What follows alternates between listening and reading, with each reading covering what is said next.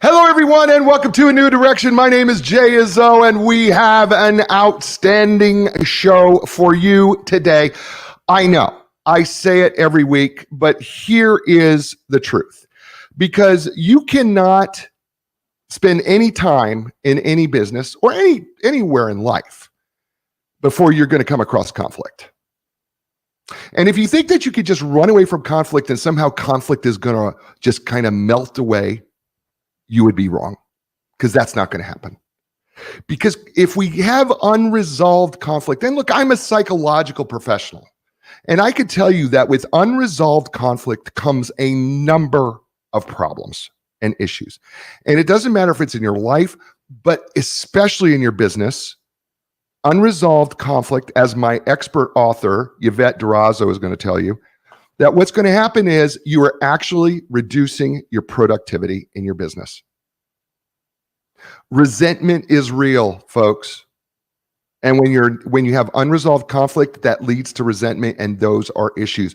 But thankfully today, Yvette Durazo is with us, and she's going to help us break through all that and how we can become better conflict managers, conflict leaders, conflict employees, and in handling conflict. And it is such a great book, this book, Conflict Intelligent Quotient, Conflict IQ, the missing piece to turbocharge conscious leaders and organizations' emotional intelligence. It's going to be awesome. But before we get to Yvette, let's do what we do every week, right? I walk you through the 4 areas of your life. Look, we are 4-part people: physical, mental, emotional, spiritual people. And the truth is, if we're not working on ourselves every day, we're not growing, and when we're not growing, we're dying. So here's what I have you do out there. All right. Whether you're watching us on DBTV, thank you for watching us stream, listening to us on the radio, or listening to us by podcast. Thank you, everyone, for doing that. But here's how it works. So scale of 1 to 10 in each one of these areas, 1 being, couldn't be any worse, 10 being it can't get any better, right? So let's take, for instance, the physical area. How would you rank yourself in terms of eating right, getting enough exercise, getting enough sleep, right? Drinking enough water, right? Staying hydrated. 5 being average. What do you think your number is? Now, listen, here's the deal. If that number, let's say, is a 2 for you, I don't want you to panic. You're not awful. It's just that's a starting point for us, all right? Where you can get better from. So if I'm a 2, then, what can I do to get to 2.5? If you're a 7, right, you're closer to 10, so it makes things a little harder, the changes that you got to make. You got to make little tweaks. So how do you get to a 7.25? All right. So that's your first number. That's the physical number. Second number is your mental, intellectual number. Right? What are you doing to grow your mind and your knowledge and your wisdom and your understanding of what you do and how you live your life? Right? If you think you could just sit on the couch and let things come at you and somehow you're growing that way, that's not going to happen. You have to be an active participant in your growth. Okay. So on a scale of 1 to 10, how do you think you're doing being an active participant in growing in your knowledge and understanding and wisdom in the intellectual area? Okay, that's your second number.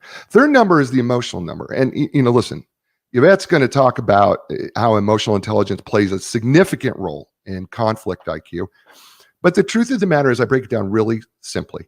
1, how well are you able to control your emotions under stress and pressure? Which I think Yvette would probably say that's a pretty important thing to do when it comes to conflict IQ. And then secondly, how well are you able to tap into and understand the emotions of others? And I think Yvette would say that's a pretty important part of emotional intelligence due to conflict. So on a scale of 1 to 10, how would you say you're doing in those 2 areas? Okay, good. That's 3 numbers, right? The 4th number is the spiritual number. And we're going to talk to Yvette about this, because she opens up talking about that conflict IQ is a spiritual thing. Mm-hmm. And I believe she's absolutely right. But the truth is, we are spiritual beings. It's undeniable. You remove the physical, mental, and emotional. What are you left with? You're left with the spiritual. We do exist. We do move beyond our emotions, right? We all live by faith. You push the button on your car and you believed it was going to start up. You sipped the cup of coffee believing it wasn't poisonous. You stepped off the curve believing you wouldn't fall. We just live by faith every day. And then what brings you back to a place of centeredness and peace in the midst of your chaos? Is it God? Is it nature? Is it meditation? Is it something else? And then how's it working for you? So what number would you give yourself then? So those four numbers are like the air in the tires of your car. And if one of the tires is low, the car's going to not work right. But if all four tires are too low, you're going to ruin the car over the course of time. The same is true for us. But speaking of someone, she's got all her tires inflated to the right level. Her name is Yvette Durazo. She's the founder of Unitive Consulting, organizational effectiveness, strategic conflict management, and mediation firm, which specializes in partnering with professionals and their organizations to develop the skills and attitudes needed for leadership, human capital engagement, and business improvement. Ms. Durazo has 2 decades of experience as liaison for businesses and nonprofits on both sides of the U.S. and Mexico border. She shares her techniques and strategies as a professor, teaching courses in alternative dispute resolution, conflict prevention, mediation, ethics, and communication. She is also an associate certified credential coach through the International Coaching Federation. Born in San Diego, raised in Tijuana, Mexico.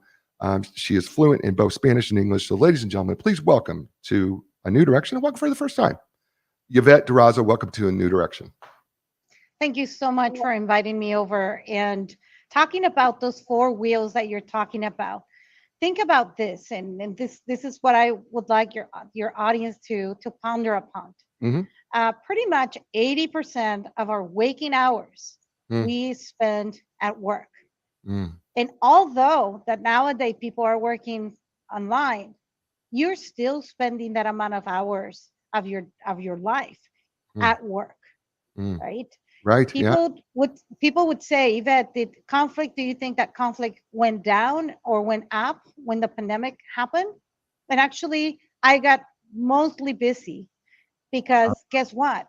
The organization started realizing that if they didn't hold and they didn't support the humanity of the people that they have working for them, they wouldn't be able to sustain. They wouldn't be able to sustain the change, the everything that was happening, through people having to go back home, having to work, having to deal with children, having to deal with parents, illness, losing people because of the pandemic.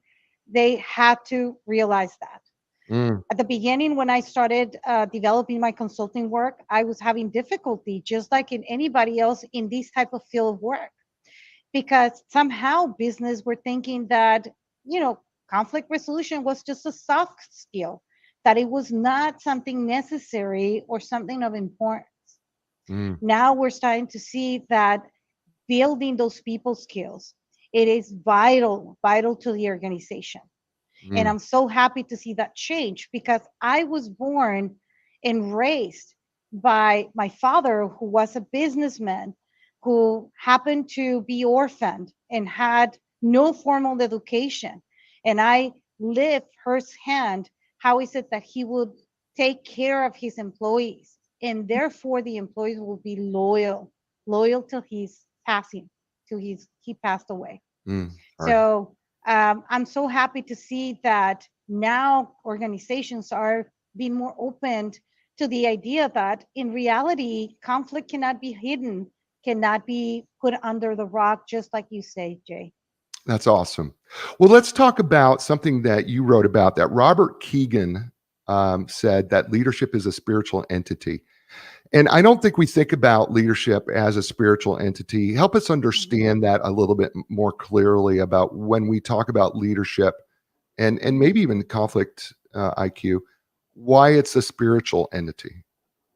Well, it is a spiritual entity because the truth of the matter, and probably sociology, right? Actually, my field, the 3 feet that my field stands on, it's anthropology, sociology, and psychology.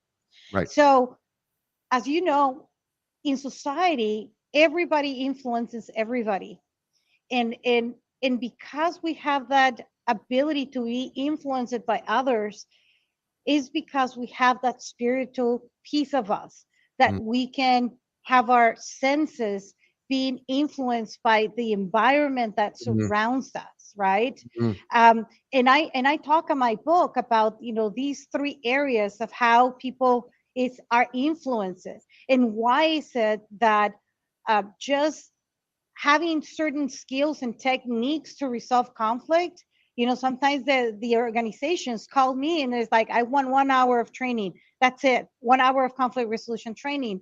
But they don't realize that, you know, conflict itself, it's complex, but at the same time, when you build people to become conflict intelligence, then they're going to be able to be resilient and receptive to deal with anything that comes their way, Mm. and not be fearful, right?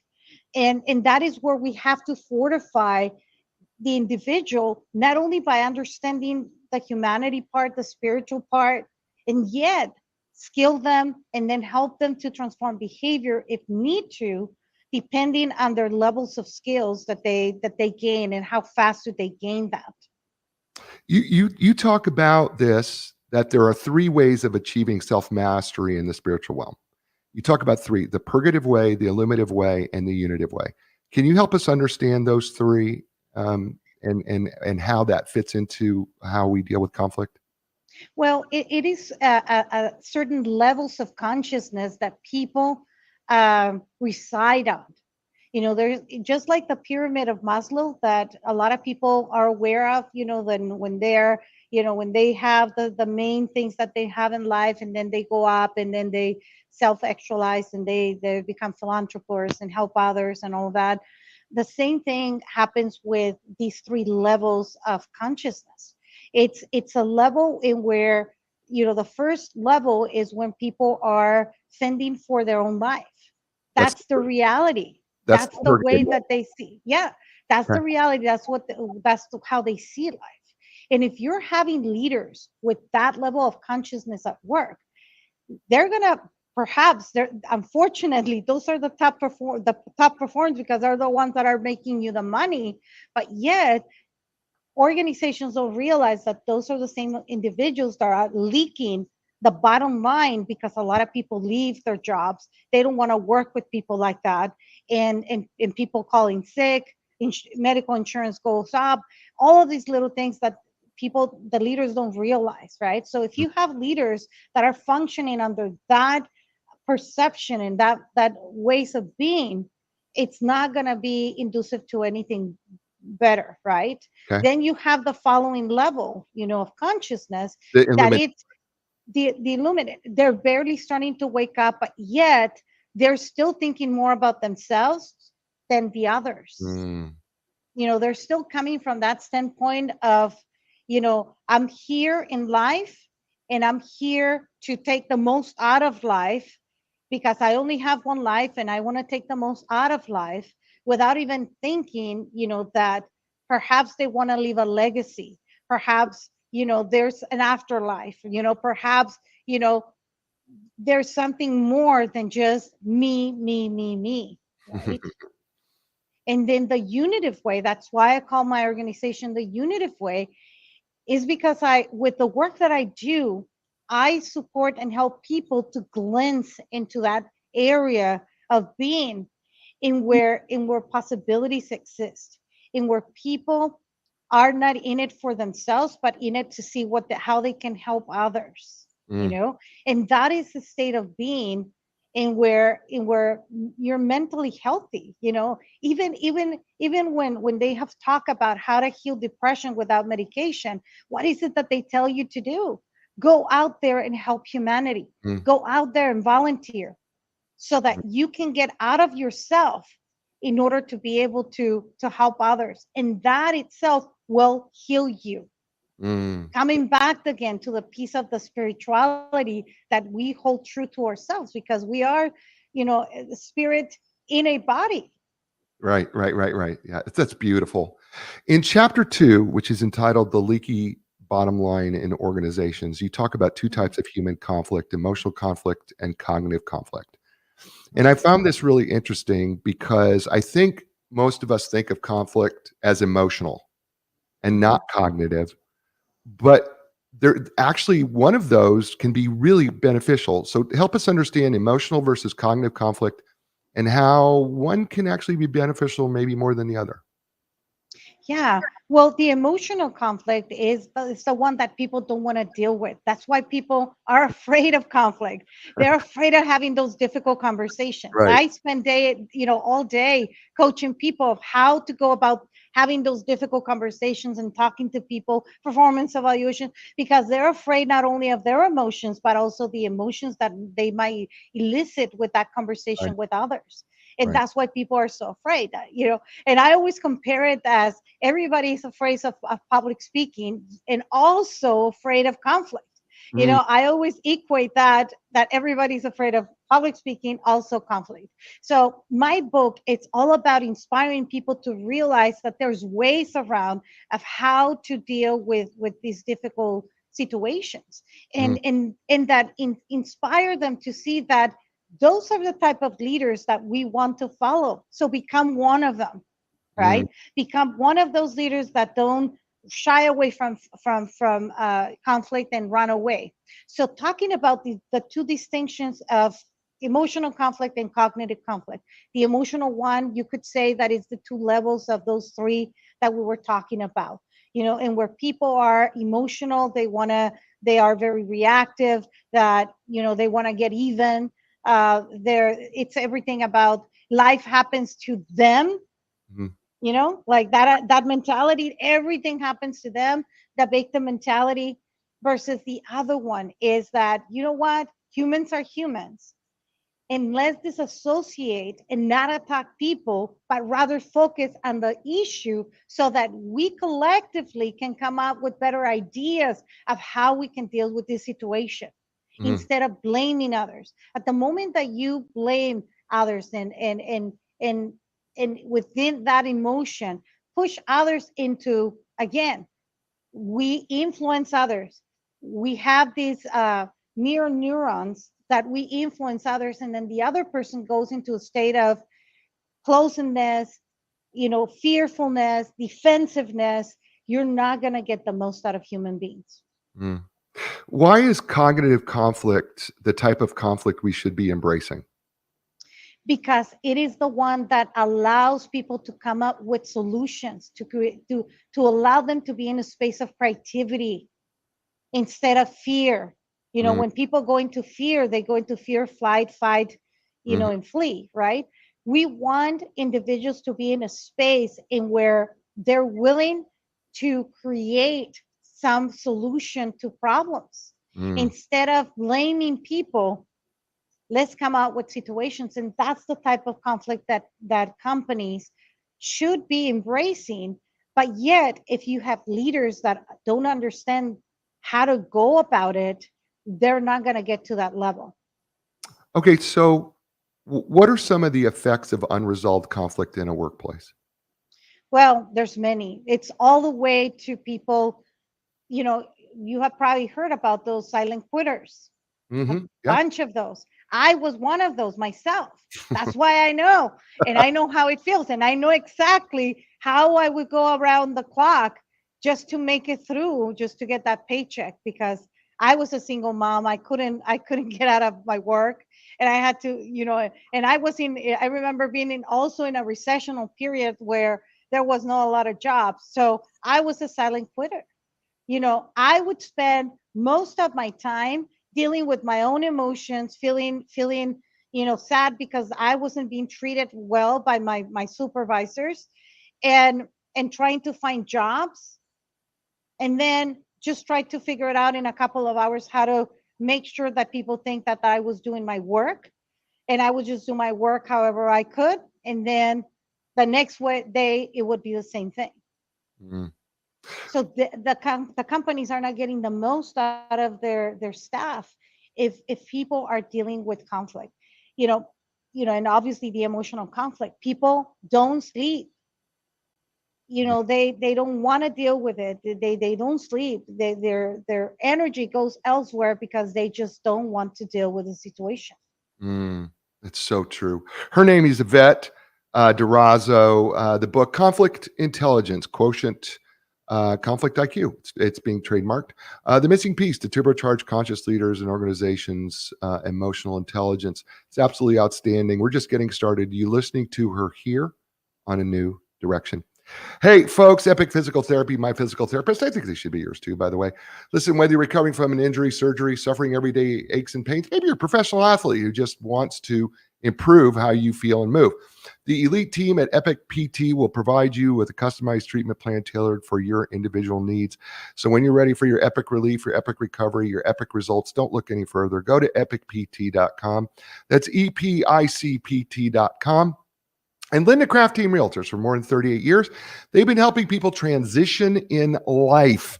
And I said, you say, well, I thought you said they were real estate people. They are, but think about it. Every place you've ever lived has been a transition in life. It really has. And you know what? They help take the conflict, see what I did there, and the stress out of that transition because they've helped thousands of people successfully do it for more than 38 years. So when you're ready to make your next transition in life, whether it's selling your home, buying a home, start with Linda Craft Team Realtors. That's lindacraft.com. That's LINDACRAFT.com. And we're back here on A New Direction with Yvette Durazo, her book, Conflict Intelligent Quotient, Conflict IQ, the missing piece to turbocharge conscious leaders and organizations' emotional intelligence. You're so good, by the way. I just wanted to tell you, you are really, really good. I think I could just sit at your feet and listen to you all day. I understand why your students probably just love you in your classes. I can absolutely see it because you're really, really, really great. One of the things that you talk about is that there is a lack of conflict resolution in the workplace today. And you talk about that students do not learn soft skills in schools. And I am 100% in agreement with this. Can we just talk about those two things, about the lack of conflict resolution in the workplace? What is it that we're doing? Why are we not teaching it? And why are we not training leaders in it? And what are we doing instead? Well, I think that what has happened is that, well-meaning big consultant organizations have developed these, surveys or these research studies. And for many, many years, companies all over were bought into the idea that performance was the most important thing in any organization. So anything else that would not bring anything with regards to performance in an organization, they will discard it, right? It came to a point that eventually they did another study with regards to that mentality of allowing just performance to be the main thing, not only organizations, but also in universities, also everywhere. It was everything around performance, right? And what they found is that people would lie to their detriment in order to prove that they were performing. And they found it in athletes, they found it in the corporation, they found it everywhere in the universities. And obviously that eventually can affect people, as you know, right? Right. And people can commit suicide because if they're not performing at their best, and then society and everywhere around that they look, it's all about performance, then that individual is like, I don't have a place. I don't want to be living in a society where if I'm not functioning at that level of performance, then I don't have a space, right? So, and all of that created that type of mentality everywhere. So guess what? Soft skills were pushed out of the context.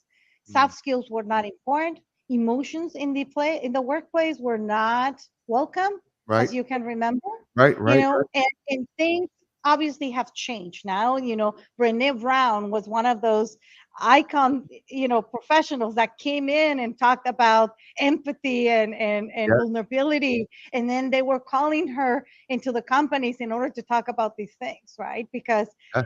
we cannot compartment humans. We just can't, Yeah. Yeah. No. And you're so right, because, I taught in college. I taught psychology in college because that's my, where I did my graduate work. And, I even think in psychology, we don't teach it. We teach No. theory, we teach you a lot of things, but we do not teach you the importance of having what they call soft skills, which are not so soft, by the way. Yeah, no. They're not so soft.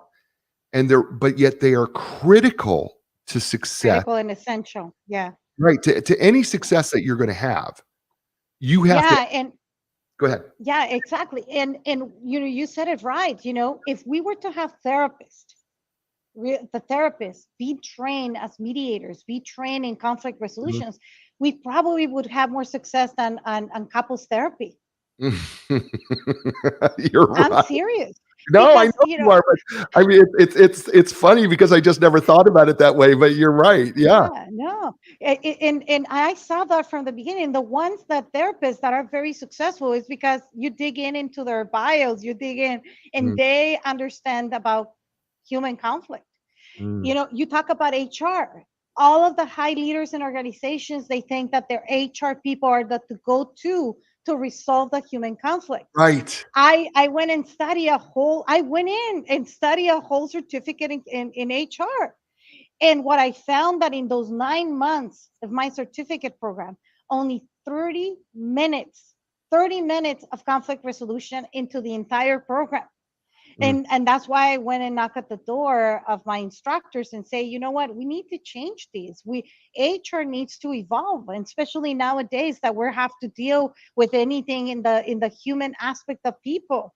That's why HR with the pandemic became very burned out, because they mm, were so ingrained on policy and procedures that what was happening was out of their policies and procedures. mm. Now they had to deal with an employee that all of a sudden had to go back home, take care of the children, don't have childcare, take care of their parents, mental health illness, seclusion, health, you name it.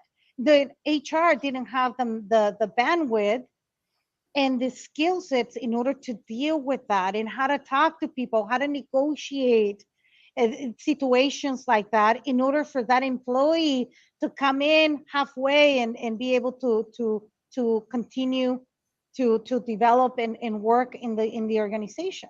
So that's another one that I would like, that I'm changing. I already created courses for UC Santa Cruz to teach HR, conflict resolution, um, and in schools.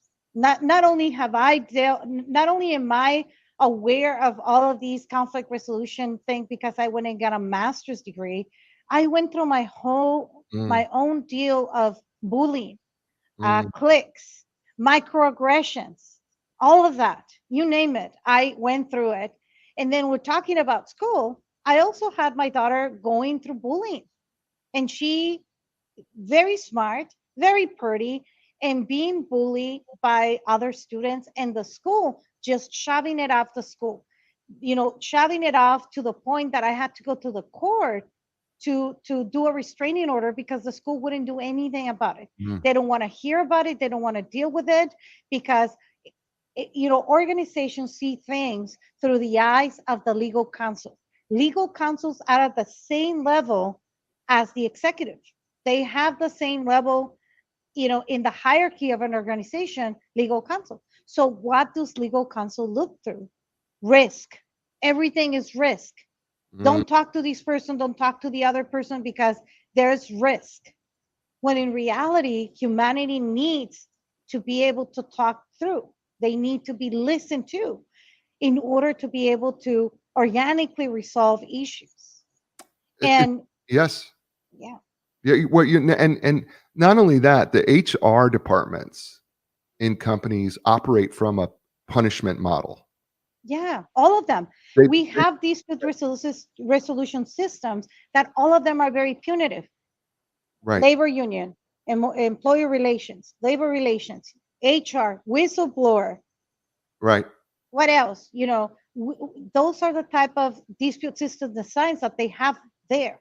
And what I would like organizations to open up is to, just like HR has evolved by bringing chief people's officers, to also have civility, civility chief civility officers. Mm, mm, And just like they open up to have diversity, equity, inclusion people with titles, mhm, we need to have people that deal with these type of issues in organizations, mm. so that those can be transformed and they can be used for the betterment of the overall overall culture of the organization.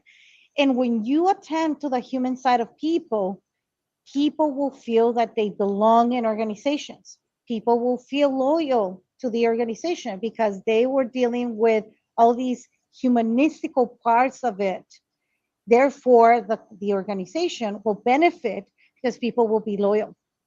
Mm, it's beautiful. In chapter 6, which is entitled Conflict Intelligence Methods, you start to open up as part of conflict IQ the idea of self-awareness. And I've done I've had a lot of guests on this show. Matter of fact, ladies and gentlemen, Ms. Durazo is the 260th show. This is 5 years of reading books, and every week on the show she is the 260th book that we have done on this show. Feel very honored. Yeah, well, so thank you for this anniversary. This is the 5th year anniversary, so you are it on the 5th year anniversary of the show. But I've read and had a lot of authors on the show, and they've talked about work from Tasha Eurich, who did a great deal of research on self-awareness. And 90% of the people think that they're self-aware. Mhm. But when she did the research, she found that at best, only about 15% of people are really self-aware. 85% on their best day are not.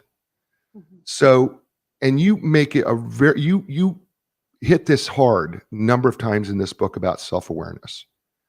Help us understand how self-awareness is such a key to conflict emotional quotient.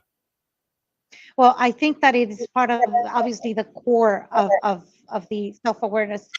In the self-awareness, we're just not talking about, like for example, implicit bias. Okay, I see that I had an implicit bias. We're talking about self-awareness as to the core of you becoming into this life. What are the points of view? What are what are the points of view? What are the beliefs, values that you adopted from the beginning of you being in this world? Mm, What is it that influenced you to have those points of views? mm. And there's a lot of it of that, right? Because we have That's a deep level of self-awareness. exactly. And when we go there, you can empower more people to become and clear those things up, to become people that can adopt the conflict intelligence, right? Mm, Emotional intelligence, it's a very important skill, but I have worked with people that I have tested in their emotional intelligence, and they're pretty much up there, very good emotional intelligence, but yet they're still fearing conflict. They still don't know how to talk to people. They're still not leaning into the conflict. So that's how I came about developing this methodology as to how is it that I can help individuals so that they can augment their emotional intelligence and become conflict intelligence, to become those leaders that you know we want to follow, that we get inspired because they don't run from conflict. They embrace it because they have dealt with their own stuff within themselves. Not only that, they also deal with skilling their brain, and they also deal with behavioral modification if need to. You say that self-awareness is also essential when it comes to identifying your conflict style. So now this opens up the door of, how aware are you of what your conflict style is? People don't ask that. I ask all my students, or whenever I'm giving trainings, have you ever thought about how is it that you deal with conflict? Most of the people would say, well, I'm an avoider, but then sometimes I do this and sometimes I do that. But most likely than not, people are avoid, Mm-hmm, right? mm-hmm, Then you ask other people, they're not going to tell you that they're very competitive. They will bend you until they win because they're going to look bad, right? mm-hmm. But those people are not going to be open, right, to say, yes, that's the way that I deal with conflict. But it is important to understand how do you deal with conflict, but yet is very important also to understand that there are other ways to deal with it. And when you expand that view of how to deal with conflict, then you just don't have your default to go to, but you have a variety of ways of how to deal with it. And that's where creativity comes from. But you cannot, I don't feel that you cannot skill people enough if you don't deal with, I'm learning all of those points of views that some long time ago you adopted. And those point of views came from well-meaning people, like were your parents, people that were around you that might have behaved in a certain way when they were dealing with conflict. And then you thought, well, that's the way to go about doing it. I don't know if you have ever heard this. I'm pretty sure you have, that when there's conflict in the workplace or in organizations or in nonprofit organizations, they're saying, they're like middle kids, the middle high school kids, or they're like, elementary kids. Why? Because you can go all the way to a PhD, and if you have not dealt with these learnings, you're going to bring that outdated skill to Mm, how to deal with your conflict in the workplace because you don't know any better. right. Right. And so it's a schoolyard again. You're It's a dealing with like, schoolyard again. yeah, Yeah. yeah. One of the things you talk about here too, that by the way, I use this with one of my clients, my coaching clients. You talk about emotional triggers, Mhm. and I- this is so important, and I'm so glad that you touched on it because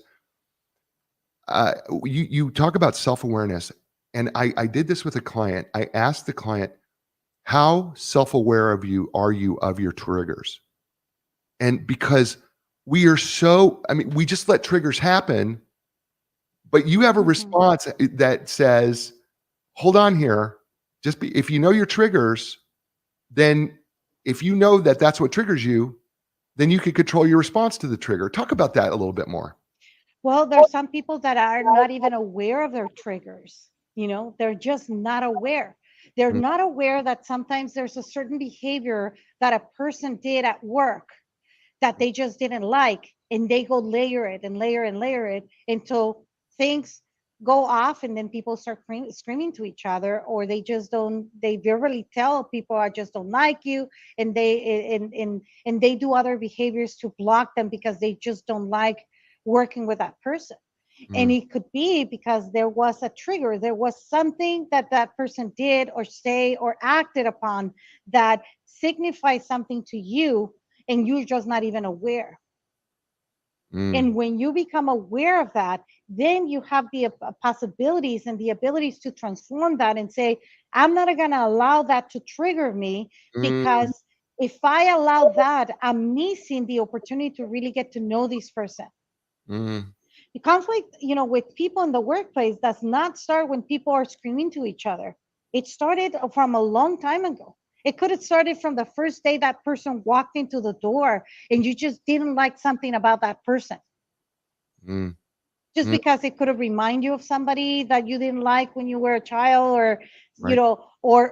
something that that person did, and a behavior or something that they say, and it clashes with your beliefs and values, and that from that day on you start not liking that person, until you're changing your point of view and that lens to open up that opportunity so that you can get to learn about more about that person. And then you be able to see that that person is just not that point of view where you're seeing it through. Mm. And and I think what we neglect to think about is that I may not be able to control what the other person does, but I can control how I respond. Also, yeah. And that is conflict management. you know I always tell my students when they come into the class, or when I'm giving a training, and I'm saying, I'm not going to lie to you. I'm not going to be teaching you here that all conflict can be resolved, Mm, but it can be managed.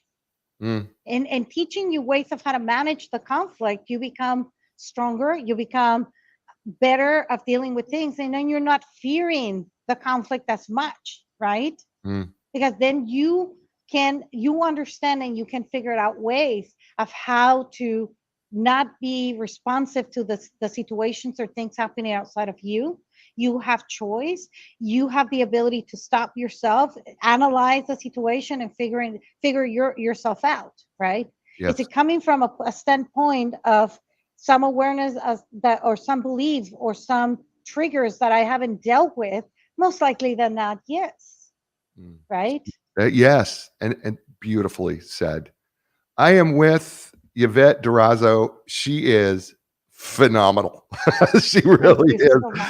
The book is called Conflict Intelligence Quotient, Conflict IQ, the missing piece of to turbocharge conscious leaders and organizations' emotional intelligence. It's outstanding. Get yourself a copy. You really should. It's really great. You're listening to her here on A New Direction. Hey, folks, Epic Physical Therapy Facility offers the most advanced top-of-the-line equipment, including the Ultra G anti-gravity treadmill, the Normatec compression sleeves, Game Ready. That's just a few. Listen, they're trained and certified in the most comprehensive cutting-edge treatments available, including blood flow restriction therapy, dry needling, cupping, and that's just a few. So listen, when you're ready for your epic relief, your epic recovery, your epic results, no matter who you are, from professional athlete to just people like you and me, you know what? You just go to epicpt.com and they can help you. That's EPICPT.com. And Linda Craft Team Realtors, more than 38 years, helping people all over the world. They are independently owned and operated, unaffiliated with any national company.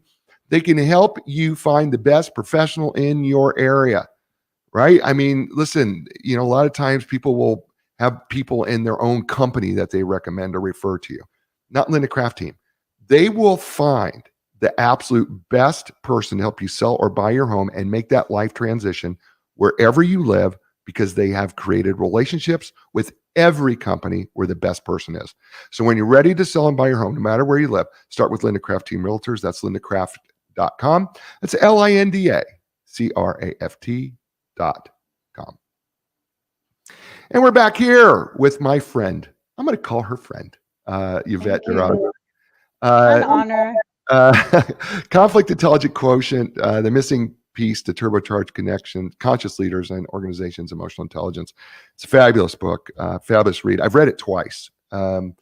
It's just an outstanding read, and really enlightened me to really think myself. In chapter 7, which is entitled "Know Thyself: The Skills and Behavior of Great Conflict Managers," you talk about the skills of a great conflict manager. Help us understand some of those skills that a great conflict manager has. Yeah, well, basically, we're going to start with the basic, listening skills, the deep listening skills, not the ones that we just typically do in our day to day. We have to listen with our entire body, right? We have to listen with, even the way, like they said, communication skills is not only what you say, it's 7% what you actually say. The rest is 35 tonality, and then 50 something is body language, right? Mm. So when you listen to someone, it's how do you listen? And in the way that you listen to somebody, it can give you a lot of information about the person, how to deal with the situation, and be able to come out with solutions, because you're listening from a deeper standpoint. You're listening to people's values and beliefs, and from that be able to see how is it that they're interpreting life, Mm. right?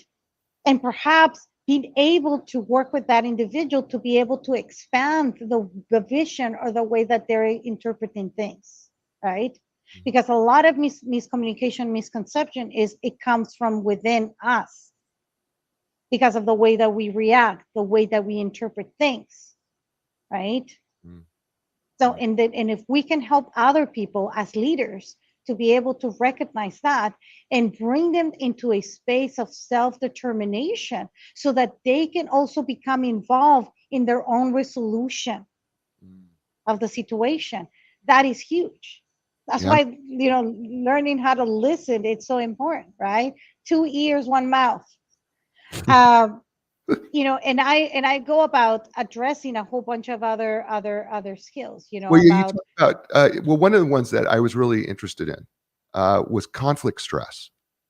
I don't think I've ever heard anybody talk about conflict stress, but that's a skill that they got to have. Just talk about conflict stress and why you have to be. That's a skill that you must have as a conflict manager. Yeah. You have to really catch yourself whenever you're falling into that levels of consciousness and where you're becoming defensive.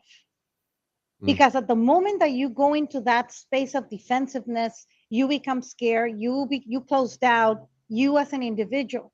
So mm, if you become aware of that and you catch yourself and you say, I'm going into that space, therefore everything in my body, all the way to my cellular level, is going to close down.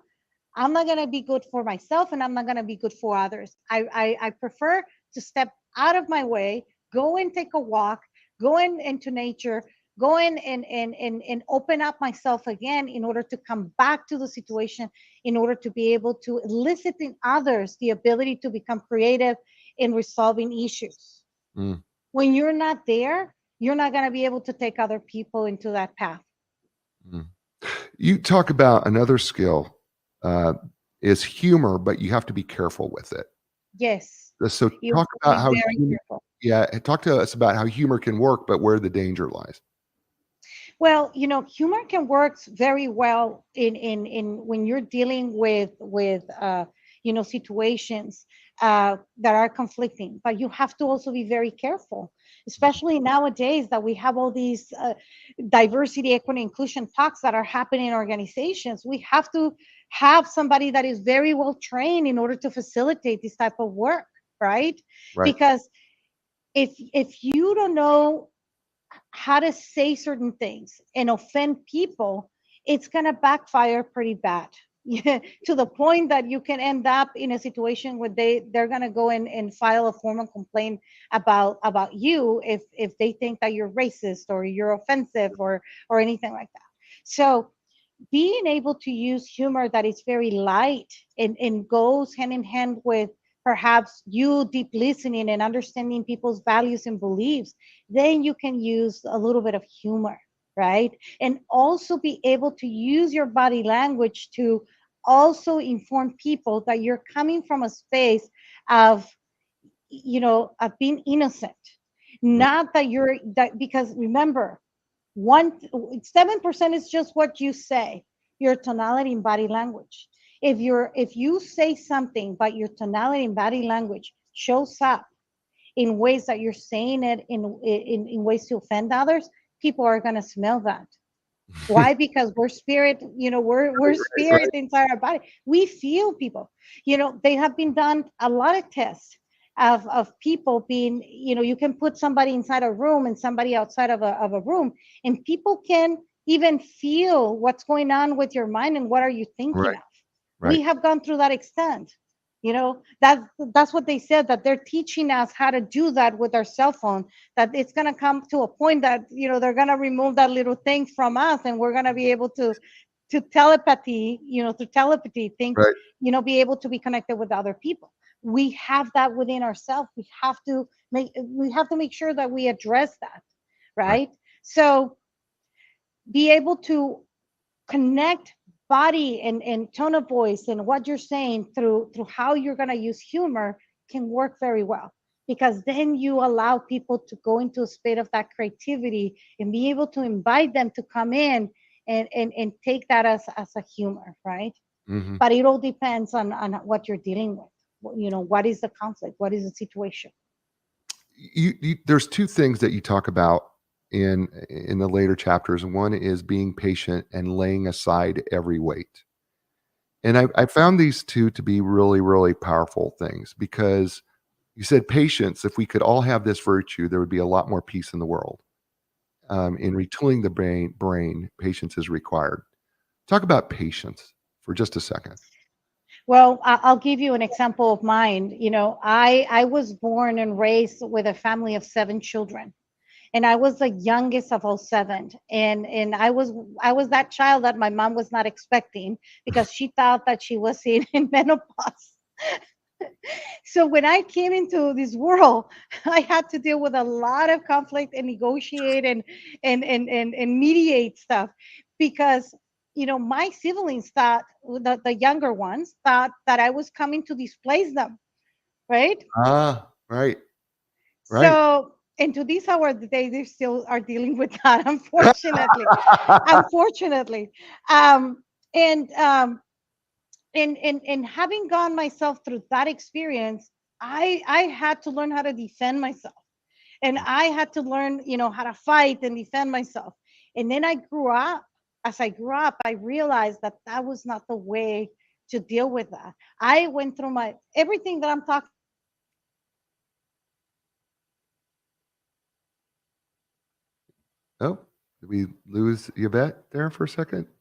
My goodness. There you Oh, go. no, I'm there you sorry. are. No worries. That's because I was talking about my family. Well, going back, that's why I went through everything that I'm talking about. I went through it on my own self.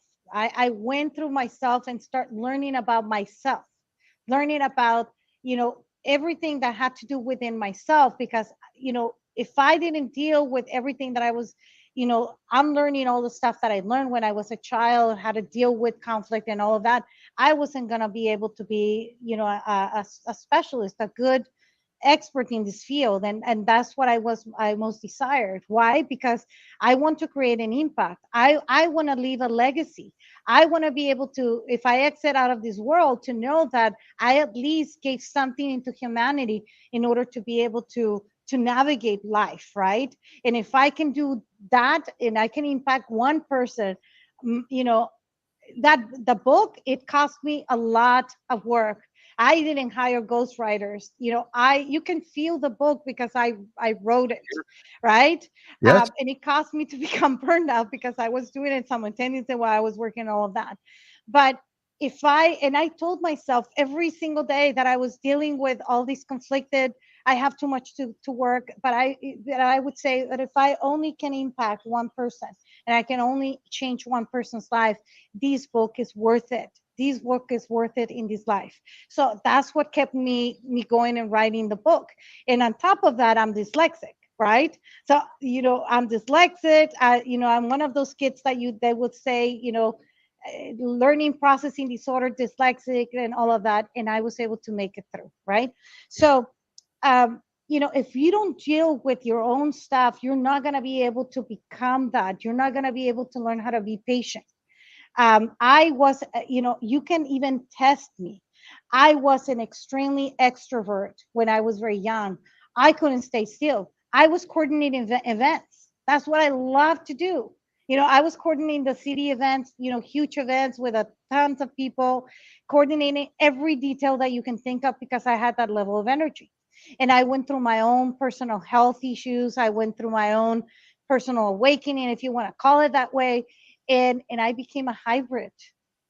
Mm, And that was because there was a time in my life that I was so inspired from this work of this field that I said I want to become somebody that could help people deal with these type of situations. And because I was so inspired, life threw me experiences that led me to become a person that I can sit here and be able to mediate in between people and be patient and be able to work with people and deal with their situations.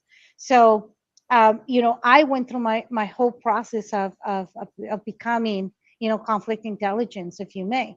But I'm not going to lie to you, sometimes there are little things that are still trigger me, otherwise I wouldn't be human. There are things out there, especially when you ask me to call AT&T. They put you through all these loops. You can see that in there is like, where's the conflict intelligent event? Yeah. When they so put me through calling AT&T for my cell phone and everything, I lose it. that's awesome. Yeah. We've done an hour. It's gone Oh, by wow. really, really fast. Tell people how they can get a hold of you. Well, thanks to you, to invitations of people like you that are doing, these podcasts in order to create impact.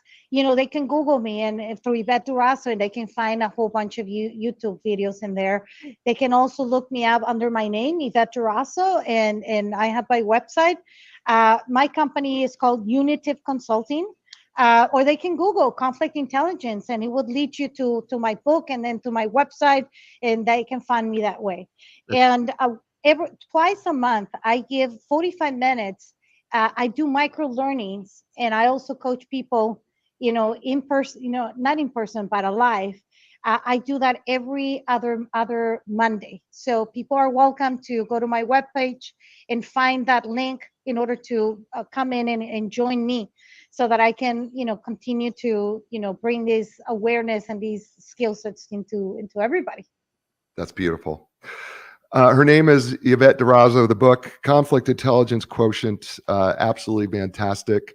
Stay with me, Yvette. Folks, that's the show. You know what I say to you every week? You're in control of three things, no matter what happens in your life: your attitude, your effort, and your resiliency.